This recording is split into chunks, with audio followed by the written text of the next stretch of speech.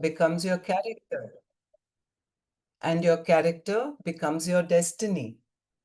So it all starts with your thinking. Now, what is a brain profile? How do we know how people think, how even you think? There is a brain profile that's been developed. Now, what is this brain profile? It tells us about your personal thinking preferences, about the way you like to learn, or the way you like to teach, talk, interact with people. And then it gives you a better understanding of how to communicate with everyone else. This is the important bit. Our brain, just for convenience, if we think that this circle is our brain, we divided it into 4 quadrants. The top 2, A and D, is our thinking brain, which is our frontal lobes. The bottom 2, B and C, is our doing brain, what guides and controls our actions. Now, in these 4 quadrants, we will see that A, which is depicted here in the color blue, is our rational self. See the qualities in that. That rational part of our brain analyzes, it's logical, it's critical, it is realistic. Now, if you see the B quadrant, which is shown in the green, people who, this part of our brain is the one that is reliable, it organizes, it's neat, it's tidy. This aspect of our brain comes from the B. Now C, which is shown in red. This aspect of our brain is sensitive, very emotional, likes to touch, hug, is very expressive, talking, feeling. Now D is very impetuous. It's very spontaneous, very intuitive, likes to take a risk. All of us have all these 4 aspects of thinking. But generally, over time, we tend to stick to one kind of thinking. That I will refer to as your preferred thinking mode.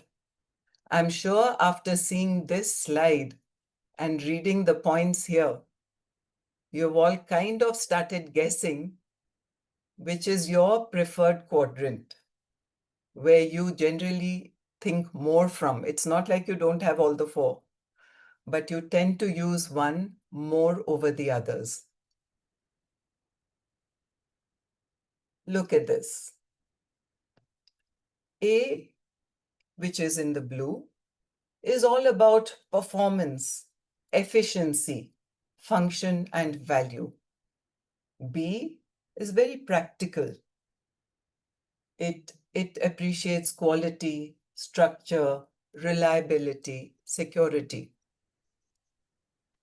C is all about love, people, charity, and communication. D is all about exploration, strategy, concepts, and fun.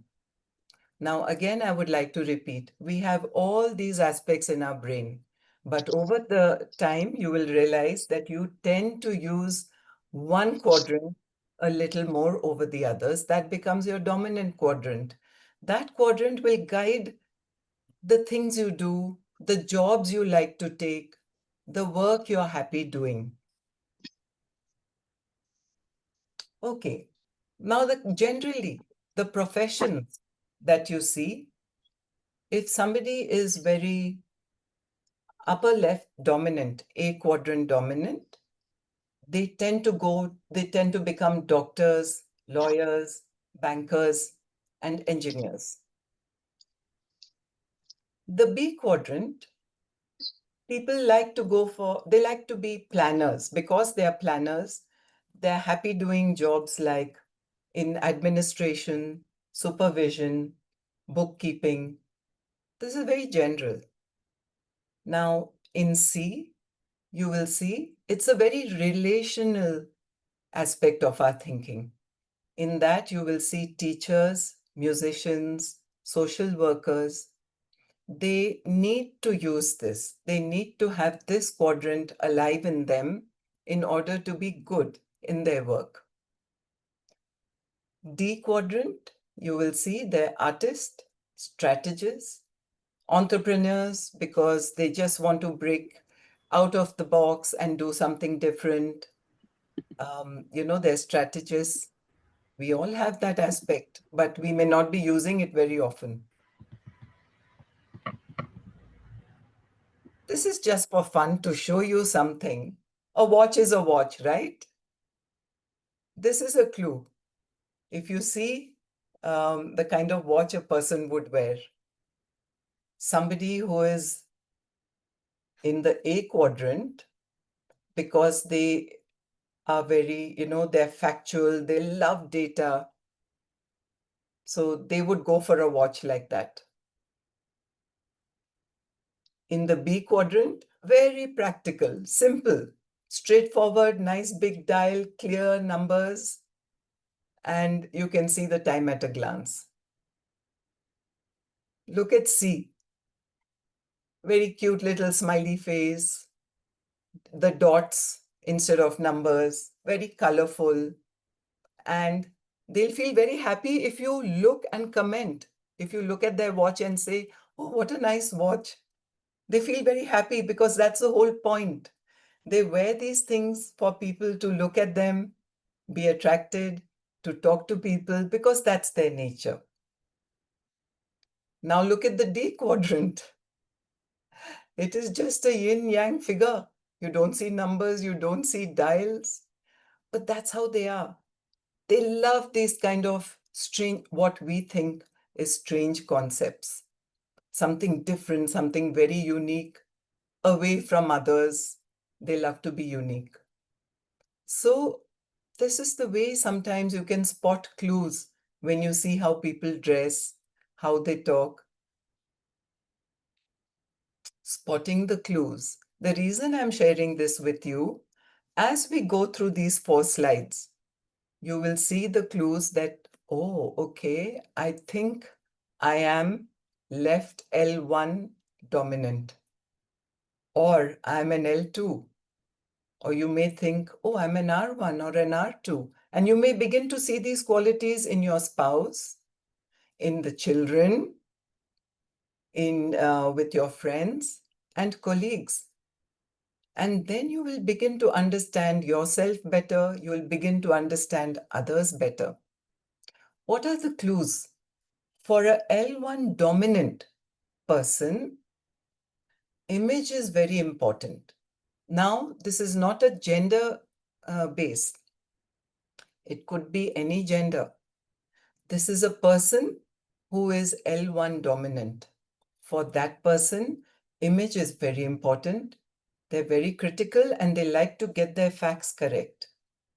Their jokes are very witty and clever and sometimes can be a little mean. They always want the last word. They will take you on. They will challenge things. They like to tell you how everything is. They must win. It's a winner's streak. They love to display their qualifications on the business cards, certificates on the wall, and they love technology and gadgets. Now, nothing wrong with this. You will see some company CEOs or big shots who have these traits. Let's see L2. L2, people who are L2 dominant, their thinking comes from the L2 quadrant. They are generally neat and tidy in their appearance. They like to wear very muted shades, always on time, very punctual. That's why they make very good administrators, supervisors. They're sticklers for detail. They like details. Somebody who doesn't like details will find them very, they'll say, oh, they're nitpicking. They're so picky. They're doing it to irritate me. No, they're not doing it to irritate anyone. That's just who they are. They love their details. They love to have a plan, very ordered and clear objectives. They will take time. These are the people who will read all the brochures you get when you buy something new and you get a booklet or a brochure with it. They will seriously sit down and read it. And you'll see their desk or their workspace or their homes are very neat. There'll be no clutter. An R2 person will always greet you with a big smile, very cheerful. They are more interested in you. And they enjoy doing something that has implication for people.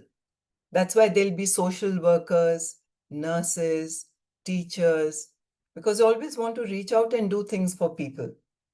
They love to touch you when you're talking. Now, this is an R2. An L1 person will not like it if somebody is touching them when they talk. They will find that being too familiar. So, it's not because they're rude. It's just that that's the way they think, and so that's the way they act. Now, if you are a touchy person and you see that the other person is not, you will immediately not take it as a personal thing. You will not get stressed or emotional. You will say, okay, this is an L1 person. And so then you will just fold your hands. So see, these are the ways you will improve your communication. And the minute you fold your hands, the L1 person will relax and listen to you better. If you keep touching them, they're so stressed, they won't understand what you're saying. Now, if you see an R2 dominant person, they'll have a lot of photos of their family on their desk. They may have a little toy on their phone or on the computer. They're very intuitive and can get emotional. Now, the R1, that is the right thinking quadrant. Such people, you will see, messy hair, very strange dress sense, yellow top, pink pants, polka dotted shoes, and they'll always be rushing for meetings. Don't get annoyed with them if they're not doing it on purpose. That's just they have no concept of time or planning, okay? Because they're very holistic. They get bored very easily. If you give too many details, it can happen to us too. If we are thinking out of our R1 quadrant, if somebody is giving you too much information, you'll get bored. So they try to rush the things. Hurry up, hurry up. You will find people going off the subject. You may find your children doing that. When you're on one subject and they're going off on another subject, don't get annoyed with them. They're doing it because they think much faster. Sometimes these people think faster than they can speak. So their mind has already jumped to some other topic. You have to just gently bring them back. Such people also make up their mind very quickly. Yeah, okay, I got it. And their manner is always very relaxed. Okay, so now that brings me to the end of this presentation. So overall, I just want to tell you that we all have a whole brain. We all have these 4 quadrants, but we tend to use one quadrant a little more. Also, it is very situational, let me tell you. Say you're a teacher. When you go to school, you are in your left lower quadrant, L2. You're neatly dressed, your bag is packed, you go to school, you follow a timetable, you teach the children, you handle your work. Then you come home, and suppose that evening you have been invited to a wedding. A wedding is a very different scene from a schoolroom. So you'll dress up, you're out to have fun. then you're using your R2 quadrant. Okay. Now, suppose you go to a wedding and you're still in your L2 and you'll say, that's not done properly. This is not organized nicely. They're not serving nicely. You'll be stressed. So then you switch. You switch to your R2 quadrant. You know, people are happy there. They'll be hugging each other. It's a wedding. There'll be a little bit of chaos. So you should be equally comfortable there. So this is what we say, being able to shift out of our quadrant. Tell yourself, oh my goodness, am I being too critical? Am I using my L1 quadrant? Let me shift. So, shifting your own thinking immediately will change the way you talk, how you respond to somebody, right? And then that person suddenly finds that you are communicating better with them. They are understanding you better. And so then obviously the stress between any relationship goes away. So many times we tell our children, you're telling lies. No, sometimes that child may have a very high R1, which is very imaginative, intuitive. For them, this is not black and white, truth or lies. For them, this is another story, an alternate story. Maybe a story that will make mom or dad happy. So they're telling you that. And, so then you begin to understand. And, well, I think, so it's not according to gender. It is also, I would like to say another thing. If you're a CEO in a company, you have to be very factual, very, dynamic, and you have to be in a certain way. But once you come home, you cannot carry those traits with you to your house. In the house scenario with your wife and children, it's better you shift out of your L1 quadrant. Try and move into an L2 or an R2 so that you're relaxed and you're accepting of your family and the environment around you. Another thing, if you're sticking to one quadrant, you find a person of the opposite quadrant to be very annoying. But now I'm sure after this presentation, you will be more understanding and you will see people with a little more understanding point of view. Okay, let me see. Maybe this person thinks from that aspect. So I'll just wind up with a small example. Suppose I want to go, I have a charitable organization and I want to raise funds.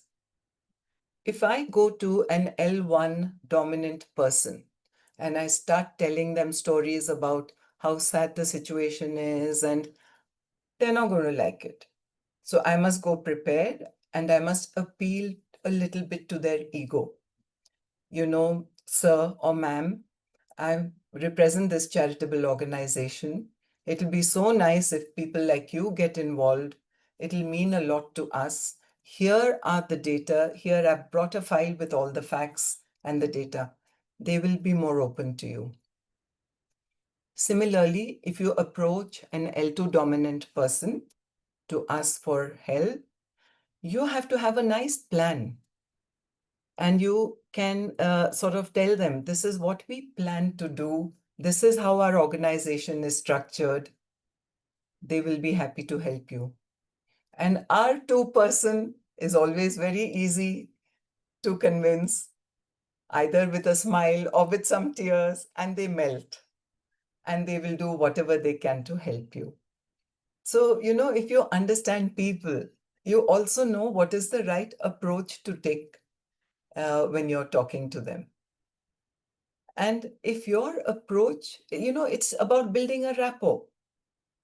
So if your approach is similar to theirs, obviously there's a better rapport and they understand you better. Generally, children come from an R2 and they come from a right brain thinking. The school, universities, colleges, what we parents teach them at home, all that starts to train their left brain. Okay, so slowly we do move towards whole brain thinking, but I'll end by saying that we tend to use one quadrant a little more. So that's it from me now. Sugandhi, would you like to? Yes, ma'am. Thank you, Madhavi ma'am. Yes, it was very specific to what you wanted to share with us on this topic to understand how important is the relationships and communication that is important when we are trying to deal with different quadrant peoples, right? So I think that gives us a clarity to understand where we are all standing in terms of the emotions that we try to exhibit, or when we are in some conversations or in any kind of interpersonal relationships, how does that impacting? So it's well spoken and said, ma'am. With that, we have some questions here to ask you, because you would be the right person to answer us. And maybe I have one or two questions, and I also encourage, after me asking those questions, I encourage the audience and participants here to please type your questions in the chat box, and Preeti will help us to read those questions so that ma'am can answer that for you all, right? So with that, Madhvi ma'am, so my first question would be is, yes, when we talk about mindfulness, right, of thinking, especially when we think it's about the thought process that we are trying to discuss today. So how can mindfulness help in managing the stress and regulating the emotions? Yes, Sugandhi. So when you're mindful, it means you're not in a hurry to react to something that somebody has said or done. You take your time, you respond.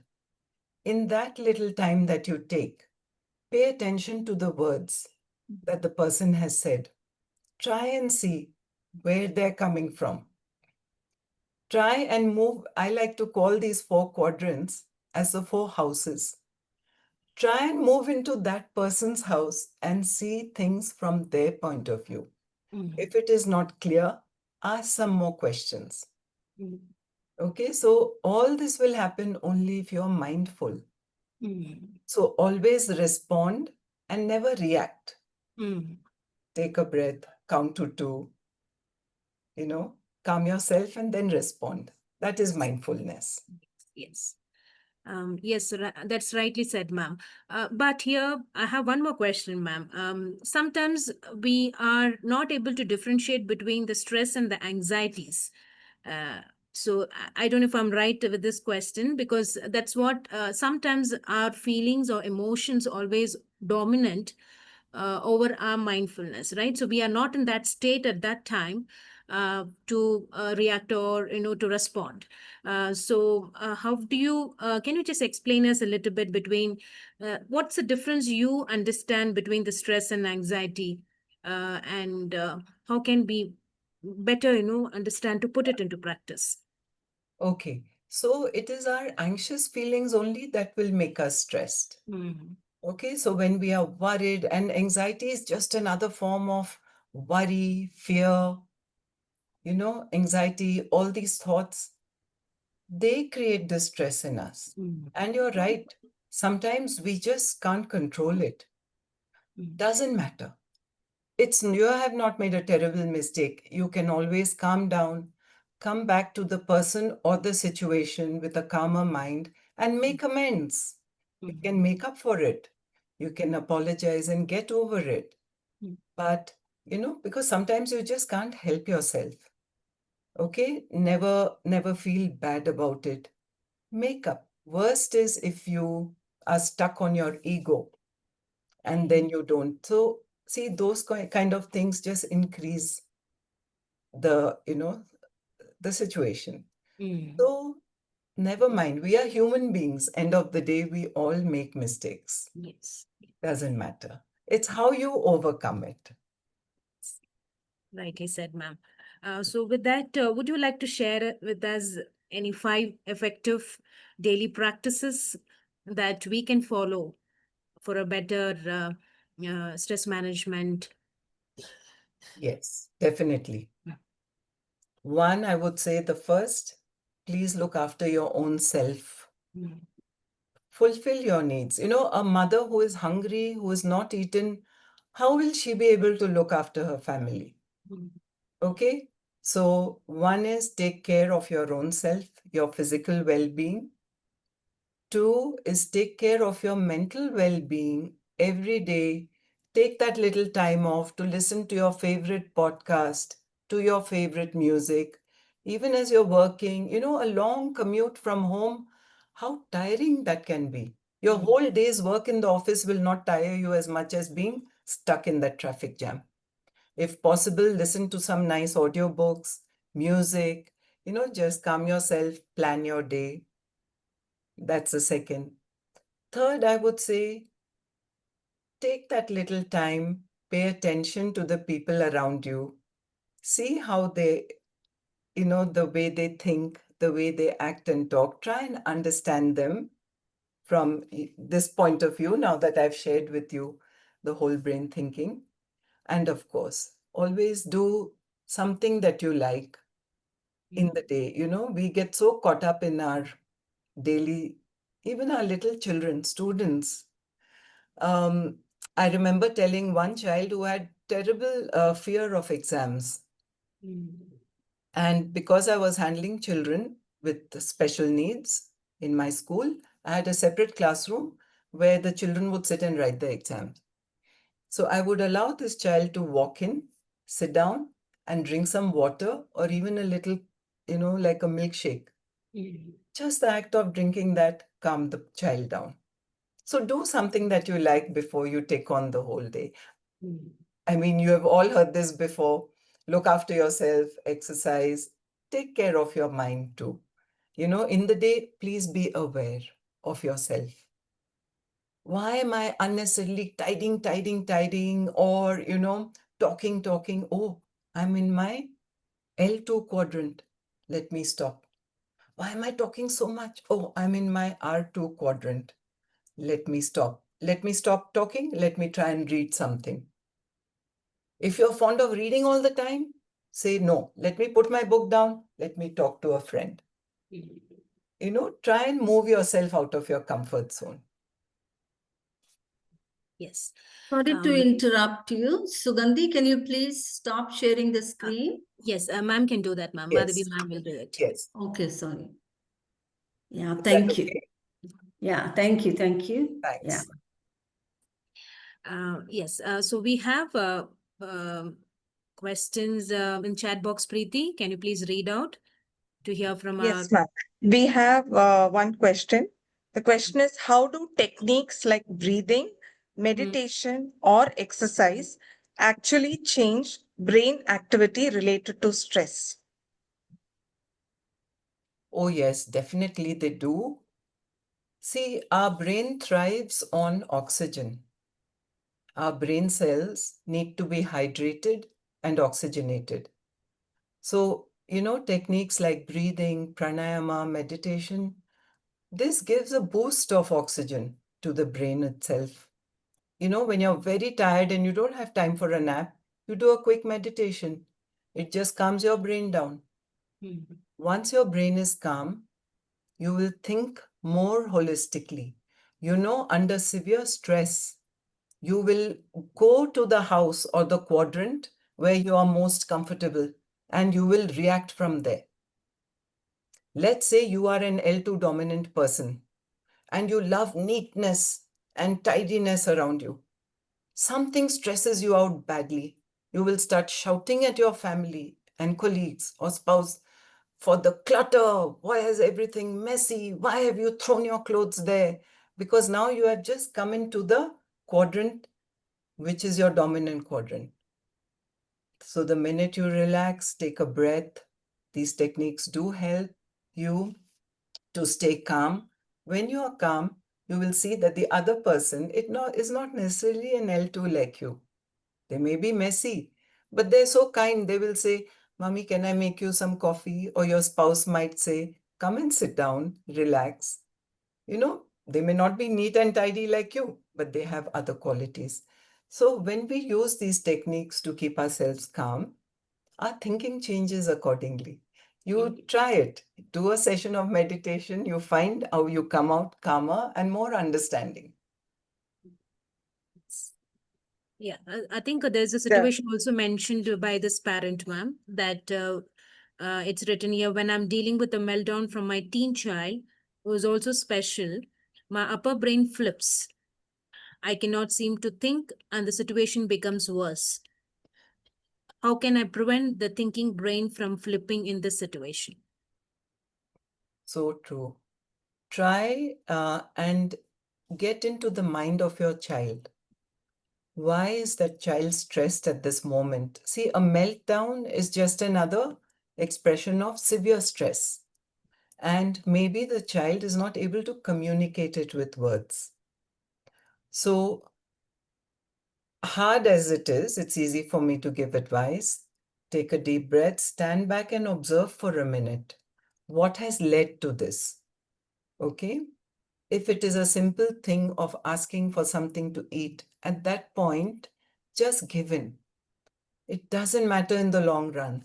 Once the child is calm, then you can talk about how not to do this. You can counsel the child when you're both calmed down. So definitely this happens. And, sometimes the stress comes to you. You will go into your own quadrant. The child is in her or his quadrant, and then it's a clash. Try and move in, think like the child is thinking. How would you feel if you were her or him? Okay, and as a parent, I'm sure the answer comes to your heart immediately. It's not easy, but yes, just awareness, it will help you. And then over time, you will find that you are responding very calmly.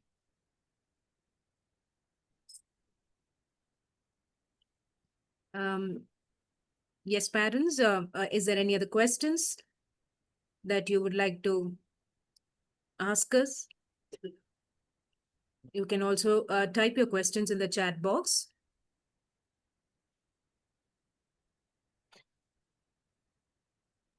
Sugandhi, in the meantime, can I add something? Sure, sure, ma'am. Please observe your children, even if they're special needs. Watch which quadrant of the brain do they seem to be dominant. If the child likes a quiet, calm space and is very left brain dominant, we tend to call them as autistic. If the child is extremely right brain, because then the stimulus comes to them thousands at a time, then we'll say they are ADHD. Okay, they're not able to focus. So watch, and then of course, children are in between, right? Some children love their teachers and the teachers love them. You know why? Their notebooks are always neat and clean. They like it when the teacher is putting points on the board. A child who doesn't like that will be bored and then will start pinching someone, troubling someone. Even at home, that happens. So please observe your children. Are they left brain dominant, right brain dominant? Okay, and then try and deal with them.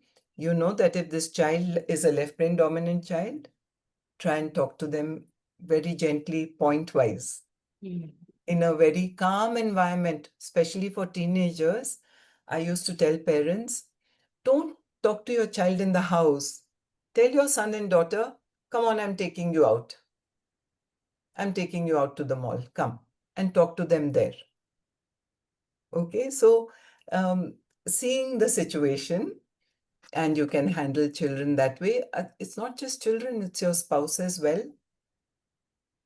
Okay, if you see that, if a spouse knows that my spouse likes everything very orderly, okay, I'll try and do it. But equally, that spouse should say, all right, somebody made that effort for me, so I'll try and do something that they like. Okay, so it's all about getting into the minds of others. How do they think? It's the thought that creates their words and actions. Pay attention to their words. what do they say? Okay, a left brain dominant person will never say, you never give me a compliment, you never look at me, you never. Whereas a right brain dominant person will feel bad when they are physically ignored. Such a person, even if I don't like to hug, I'll try. I'll go and give a little hug. That immediately, breaks the ice. Why would I do that? I don't like to touch people, but I might do it because now with the whole brain thinking, I understand what this person may like. Okay. So it's not limited just to spouse, children, your I colleagues. can't see the questions. Yeah. Any Yes. other? I can't see. Any Yes. other question? No, we can't. Yes, ma'am, there is one more question. So one of the parents have said that I often get suggestions from people who are close to me on how to bring up my child, but they are never involved in helping me, which causes me stress. How do I deal with them? I totally empathize with you. Unwanted advice. But I think the fact that somebody is watching you and sharing something with you, maybe their heart is in the right place. And maybe that person is a left brain dominant person, loves to give you information and advice. If it was a right brain dominant person, they would have immediately volunteered with their time. Okay, so now that you know that, just watch for this. Maybe that's a very left brain dominant person and they like to share information. Just smile and say thank you. And for all you know, they'll feel acknowledged and they may stop giving you advice. I have a question for you, Madhvi. Yes, Rita. What role can whole brain thinking play in building resilience in children and young people? Oh, yes. Generally, we don't get into a whole brain thinking for children until they're at least 16 years of age. Because till their early 20s, they're still growing and developing the way they think and settling into their preferred quadrants. You'll be surprised if I tell you something. Someone who is equally balanced, whole brain in all four quadrants will take very long to come to any decision because everything sounds good to them. So sometimes having a preference for one is an asset. Now for children, it's generally, I found in my experience, children are very accepting of the way you treat them. It's parents, counselors, and teachers. If they handle them well, they'll respond well. So generally, I do this for the adults. For children, we do it only from the age of 16. How do we know their thinking preferences? There's a questionnaire, there's a test. That test has been developed by Professor Cobus Neethling, which is the Neethling Brain Instrument, NBI. Once a child does that questionnaire, from the results, we know what the children's thinking preferences are and we can guide them towards career counseling. So, it's nice to be aware of what your entire brain does. It's also nice to have one preferred quadrant. And yes, Rita, coming back specifically to your question, as a parent, if I see that my child is very left brain, I will try and put him or her into activities which involve others. Okay, for example, I made my son learn how to play drums. Now, to play drums, he has to belong to a group, a other band, a part of something, right? So he's forced to be with them. My daughter, who is extrovert all the time, friends, I observed that. So I sent her for piano lessons, where she has to be by herself and learn the piano. So this is how you can handle your children. You see their nature, how they are, try and move them gently into things, opposite things. So for children, that will help. Thank you, ma'am. Yeah. So, ma'am, there's two more questions in the chat Sure. box. Sure. Hi, ma'am. When too many tasks pile up within a limited time frame and all important, I feel very stressed, especially since I'm a single mother without any backup. How can I manage such situations more effectively with lesser stress? Yes. Give a little thought to your own self. What is your thinking quadrant, the one dominant quadrant? Okay. If you feel you're not very R2, move into that, ask for help. R2 people always go to other people for help, whereas L2 people withdraw and they depend on themselves more and more. And they take everything onto themselves. Okay, so just see. And yes, in spite of your best planning, there will be days when things go out of control. Don't get stressed. Move out of that L2. Oh, everything has to be perfectly planned. I have to meet these things. No. Sometimes just take a deep breath, take your child, sit in the balcony, eat an ice cream. Things may look better after that, but don't get overwhelmed. Okay. And don't stress yourself out. So now, after you have done this whole brain, there is a lot of information available on the web. Please read more, check it out, introspect. Where am I asking for help? Am I taking on too much? So that's what I would like to say, but nothing is worth, see, end of the day, your child is going to grow up, you're going to get older. What are the memories? Fast forward yourself 30 years from now. What would you look back? Did you make the perfect tiffin dabba for your child? Or did the two of you have fun together? What are the memories you would like to stay with? So, treat the situation accordingly. Right, ma'am. That's also another question from a parent who says that my child is getting very difficult to understand whatever we say, how to handle or how to explain, ma'am, is the question. Oh, And I think the next question is somewhere similar to that, where the parent says that my kid is demanding for everything, and if it's not fulfilled, then he starts hitting. And any suggestions from your end to calm him down? okay. So again, I always use the whole brain thinking approach as a tool to deal with these issues.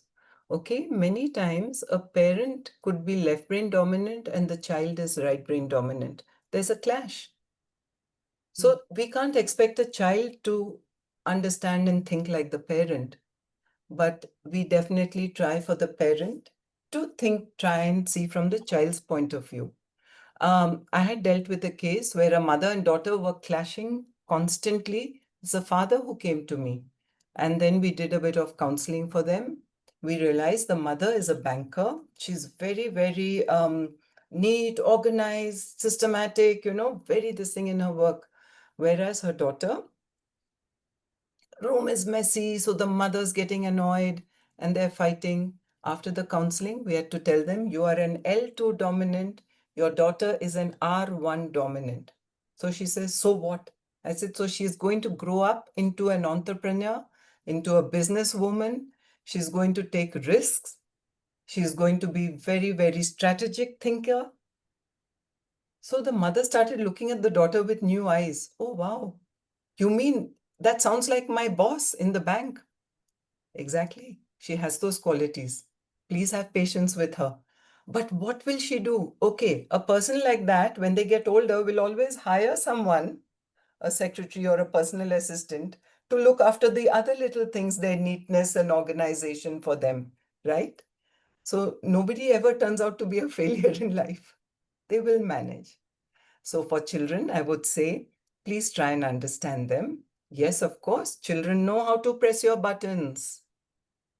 If a child doesn't know that way, but intuitively that, okay, if I make enough noise, my mother or father, maybe you're R2 dominant. So you just melt. And so they know how to get things out of you. Please be aware of what's happening. Try and think from the whole brain thinking point of view to handle the situation. Just one last question from the chat box, ma'am. If someone give any negative comments, the whole day I used to think of that and go into stress, and it's difficult to come out. what to do, ma'am? Yes. You know, these kind of comments come very often from left brain dominant people, especially L1. Now, here's the thing. They don't even know they're being mean. They're blunt. They just think that's the way. So why do they say the things they do? Because of the way they think. If somebody were to say something similar to them, they take it. So, and if you are very R2 dominant, your feelings get hurt. And you think, what a rude person. And that person thinks, oh, so emotional over every little thing. You see? So it's not that. It's their thinking quadrant. And remember, ask questions. Very sweetly say, why do you say that? Why did you say that? Or just keep quiet, smile and say, I'm sorry, can you repeat it? So many times a hurtful comment, nobody likes to repeat. And then ask questions. Why did you say that? Okay, don't let it go. At that moment, we keep quiet and we carry it with us and we brood over it. Practice it. Make yourself strong. The next time a comment like that comes your way, smile and ask, why did you say that? Okay, take it out of and you'll realize many times they didn't mean it. And the situation gets nicely resolved. But don't carry it with you. Yeah. Ma'am, there's one more question. Can I ask that? Sure. So a parent has asked that as a parent of a special needs child, with this understanding on whole brain, we might know which quadrant the child majority falls into. But as a parent, we feel other quadrants have to be activated. How do we train special needs kids on this whole brain? Yes. Pointers or resources? Very good. You know, once you kind of identified that your child is in a particular quadrant, a little dominant, that's their comfort quadrant. Okay, they're happy being there. Now you want to gently move them out, try different activities, but in a very gentle way. We can't force it. Okay, so try and act. If the child always loves just sitting with a coloring book, try and gently introduce building blocks. Okay, something different. If you see the child is forever using, their books to read, then try some music. But in a way that it creates an appreciation. When the child slowly starts loving the music, they will automatically move to that quadrant. And please be this thing, not like suddenly, moving the child into, okay, I'm going to Hindustani classical. No, it could be some fun songs. It doesn't matter. But something fun now.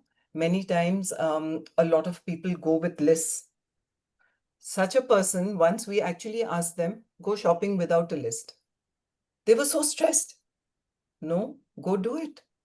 Keep it in your mind. See, then they started saying, oh my God, I never noticed there's so many brands of oil. Because I go with a list, I just go blinkered and I pick that up and bring it. So put away that list. So, this is how you gently move your children into, observe them first. Maybe you could take a few notes and then gently move them into activities or conversations that are a little different. Please expose them to different people. That also helps. So I know this is a very short intro seminar, but I hope that I've given you all something to think about. And there's a lot of information out there. You're all very educated, intelligent people. I've just put the seed in your mind. I'm sure you will take it forward and read more about it. And I hope it leads to a more stress-free and happier life for you. Thank you, Madhavi ma'am. Yes, very rightly said. This is just a starter for us. You've just put a seed into our minds to just think in deeper. And maybe we are going to have a part 2 and 3 sessions coming up for in detail to know about this whole brain thinking approach, because this is a very new topic to all of us. And we are today, actually, our takeaway would be just the first thing is to find out where do we fit in our quadrant, which quadrant do we all fit in. That's the first, I think, research we all would be starting to do. And then the next step would be how can we try to understand other people's quadrants also, like when we are trying to have the communication and relationship with people, how better we can understand them so that we feel less stress and we're able to manage better, is what it was just going in my mind. And I'm sure this whole brain thinking, it involves engaging multiple areas of the brain, right, and which is going to foster a holistic understanding, and it is going to be surely balancing our Yes. strengths and weaknesses, and it is sure a very good tool for effective management of the stress and emotions. So I think this is what is our takeaway would be for today, because we generally thought stress management is something that we have to follow, like, regular meditation, taking a break. There are a lot of things that we have a list of where we can even browse and take out. But there's something deeper more, and when we need to think about thinking and mind. So there is a deeper more learning that we need to do with this whole brain approach. So thank you so much for this session, ma'am, today. And I'm sure we're going to be connecting back again for another topic in deeper to learn about this whole brain approach, and how can we better manage our stress and emotions. So with that note, I would like to close the session for today. I thank each and everyone who have joined for this webinar and have been there to clarify your questions also. And it's been a great response from the audience that we got today. So I thank everyone for joining. So we will meet up soon with another session more effectively on the important topic that you all wanted as an audience to listen from Madhavi ma'am again. Yeah, thank you so much, ma'am. And thank you, everyone. Thank you, everyone. Thank you. Bye.